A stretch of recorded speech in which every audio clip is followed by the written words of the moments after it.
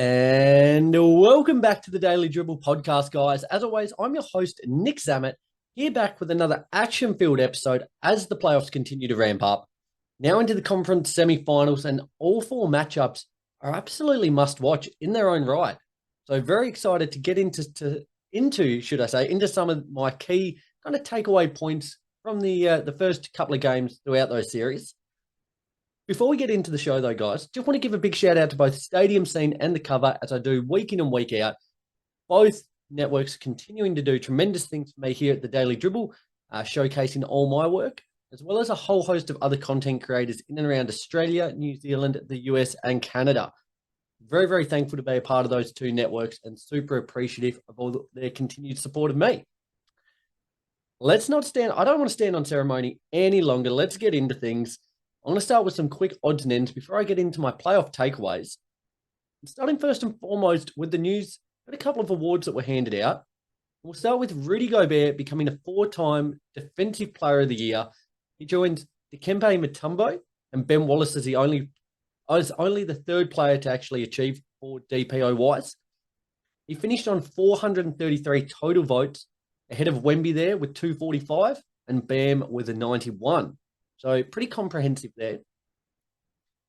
Don't want to take away from what Rudy's done. Do we think Wemby might have got stooged a little bit? I do. Gobert, 2.1 blocks per game, 0.7 steals, 124 deflections.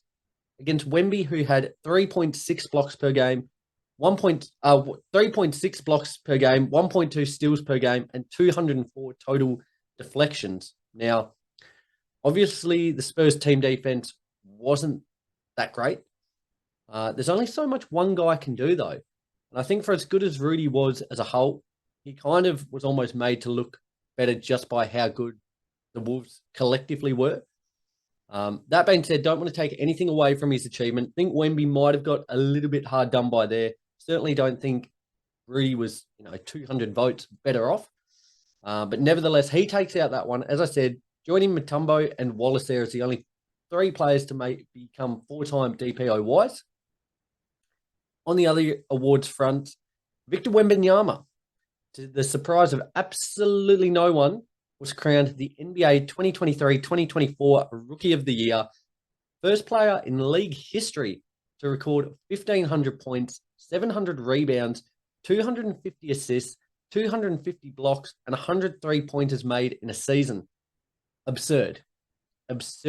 Averaged 21.5 points, 10.5 rebounds, 4 assists, 1.2 steals, and a leading 3.6 blocks per game. Phenomenal numbers. Certainly don't think these are going to be the last awards he gets his hands on over his career. But he was certainly worth the hype. Now, when you come into the league touted as the best prospect since LeBron James, there are lofty expectations on your shoulders. And he's come out and absolutely just dismantled all of them. Only going to get better in the offseason. He's got his season under his belt now. He's going to be a real handful for the next decade and a half across the league. What a player. And Denver's Nikola Jokic has won the NBA MVP award. The 9th player in league history to be a 3-time champion, averaged 26.5 points, 12.5 rebounds, 9 assists, finished that one with 926 total points, ahead of SGA there from the Thunder with 640, and Luka with 566. Now, again, I know there was a lot of people who were slightly disgruntled at this. Jokic has had a fantastic season, but a lot felt, in particular, like Luka, absolutely. In particular, Shea there leading the Thunder to the number 1 overall seed. The numbers he put up, I think a lot of people certainly thought he was going to take out the award, but it wasn't to be. As I said, Jokic now, a 3-time champion, joins a very illustrious list there of players who have done that across NBA history, but certainly very well deserving there to Jokic. The Knicks will be without centre Mitchell Robinson for 6 to 8 weeks after suffering a stress injury to his left ankle. Big man duties will now fall entirely on Isaiah Hartenstein and Precious Achua, which is fine. like they've been serviceable, but having Robinson there off the bench has certainly taken a bit of the stress and pressure off Hartenstein. Key that both avoid foul trouble for the remainder of this series if they want to overcome the Pacers there. Currently leading that series 2-1 due to the game earlier today, which the Pacers won. But yeah, 6 to 8 weeks. So doubt we'll see him back there. Big responsibility on the other two. As I said, with the way that Tibbs plays his rotations, imperative that they don't get into foul trouble. The Phoenix Suns during the week have dismissed coach Frank Vogel. The Suns won 49 regular season games this season with the league's third highest payroll and tax, yet was swept in the first round by the Minnesota Timberwolves. Now, from all reports coming out over the last couple of days, Mike Budenholzer is going to take over the role. He's got a very big job on his hands. And now, if you tuned into last week's show, or you might have seen across the socials, Instagram, Facebook, YouTube, Twitter, and TikTok, a reel that I put up during the week about potentially the Knicks might be a suitor for Devin Booker. During the week, it's also come to light that maybe the Thunder could also be another avenue that Booker transitions to, maybe. But Budenholzer's going to have a very big job on his hands for a franchise that should be in pole position to be a championship contender unequivocally.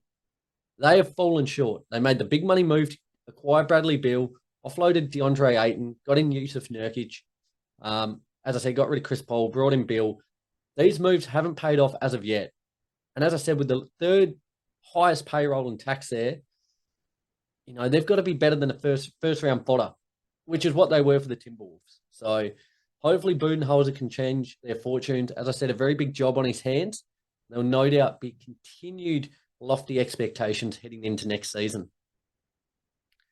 And just finally, on the odds and ends front, guys, from multiple reports, the Clippers have made multiple contract offers to Paul George that are below the max, which is rejected on all fronts. Now, LA wants to keep Paul George, but he appears headed towards unrestricted free agency this summer. Would you be keeping Paul George? I personally think it's time to cut ties. I think, it was evident in their series against the Mavs, which they went down there 4-2. This iteration of the team isn't title winning caliber. Now, sometimes, as hard as it is, you've just got to cut your losses and move on. Just spitballing off the top of the dome here. Play Russ as your starting point guard. Make sure he never shoots the ball, though. Give him very strict and very fine parameters there that he's just deferring to Harden and Kawhi. But, keeping the tempo, keeping the pace, can facilitate play, make rebound. Don't let him shoot. But maybe go that route with it.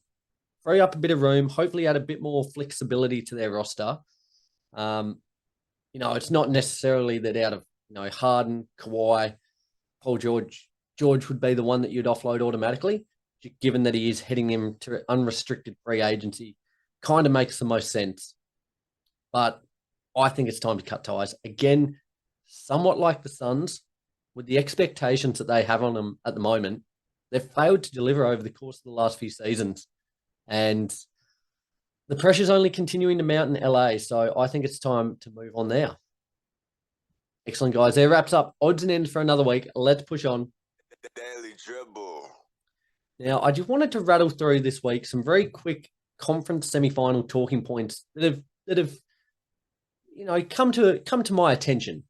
I'm sure a lot of you guys might have different ones or feel dissimilarly to how I do. I would love to hear your thoughts. So keep the conversations coming via all the social medias. Been a lot of fun, fascinating chats this week, especially regarding some of the awards that were handed out. But I'd love to hear your thoughts on everything that I go through momentarily. I will just make note that I'm recording this one on Saturday evening. It'll hopefully be released later tonight, if not first thing in the morning. I did have very good intentions of it being released earlier today. But unfortunately, what's the time here? It's 4:56 p.m. as I speak. I was up at 4:30, set for a 5:45 flight from Melbourne to Hobart. Unfortunately, delays were running absolutely rampant. So I've pretty much sat on the tarmac, sat in the airport for the best part of 9 hours today. So it is a little bit later. Certainly a very worthwhile trip, being able to go see my AFL team, the Carlton Blues, play. as well as been surprised by my partner. She booked us tickets page to the NBA exhibition there, should I say, down at Docklands, which was absolutely tremendous. If you're a basketball nufty and you're living over in Melbourne or traveling over there over the course of the next few weeks, well worth heading down. Some incredible signed memorabilia, some awesome interactive little pieces there, VR. It was just a really tremendous experience. So, yeah, well worth the price of admission. Okay, let's get into it. As I said, I've made these notes as well prior to today's games. So, not including the Knicks and Pacers game 3 and the Wolves Nuggets game 3 today. So some of these things mightn't have aged that well, but such is life. The first point I had was that the Nikola Jokic turnovers are killing the Nuggets. Now, the Wolves absolutely rolled to a 2-0 start on the road versus the Nuggets, taking the Nuggets 2 home games there. They dominated game 2, winning 106-80 in that one. The whole team as a whole, the whole team, should I say, struggled in that one, particularly Jamal Murray, who went 3 of 18 from the field.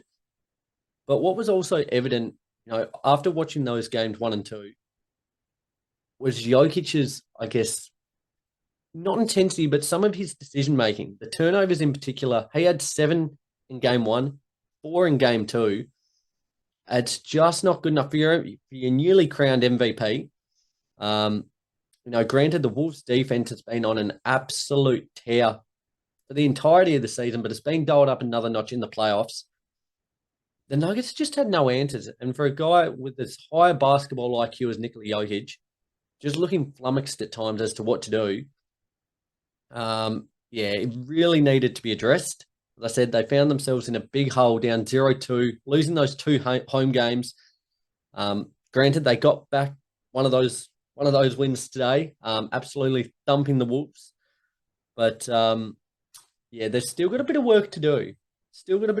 I think they need more from KCP. I think he's probably the guy who's struggled the most so far. Murray's been hit and miss with his shooting. Jokic, the turnovers. Gordon's had flashes, especially to start game 2.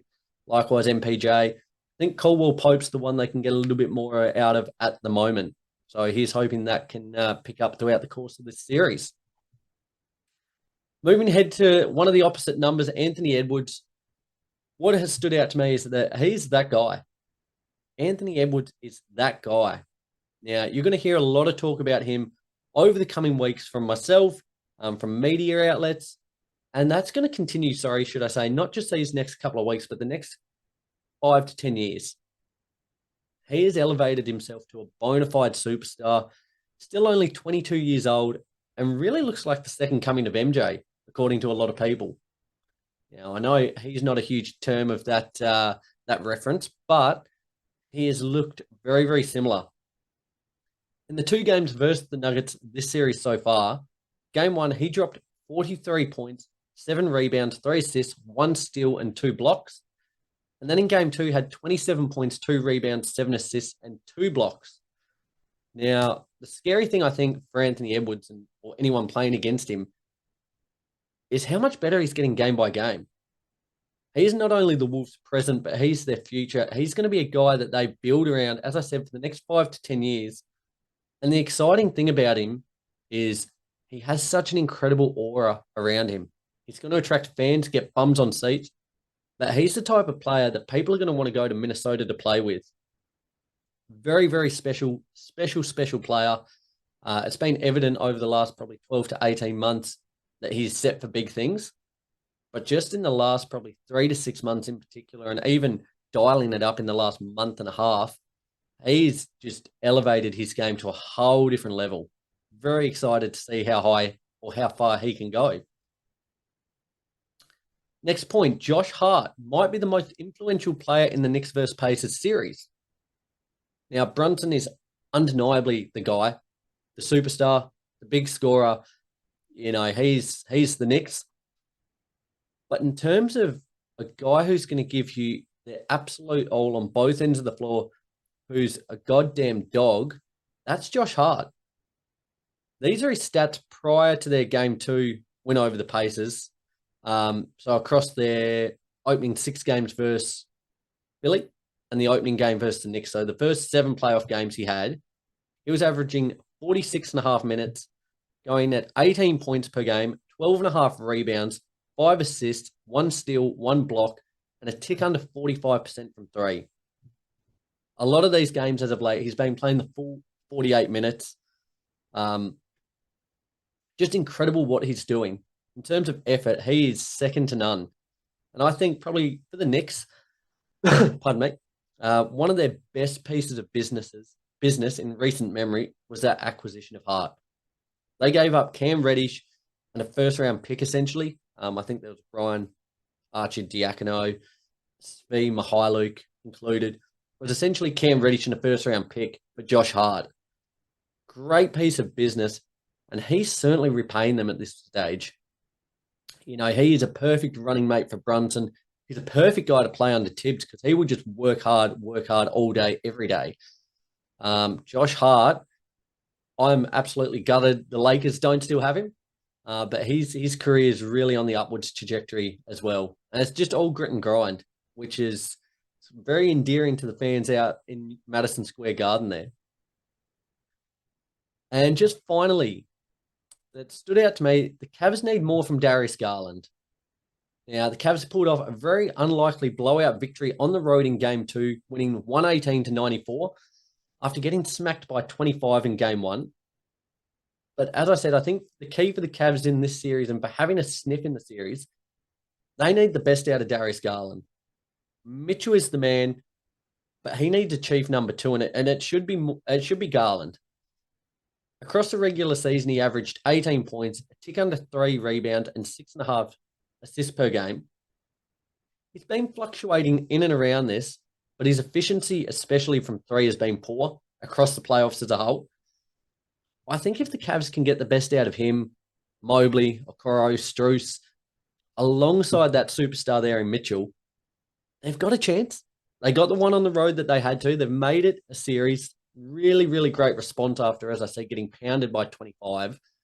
But if they're to actually make a shot at this, they need more from Garland.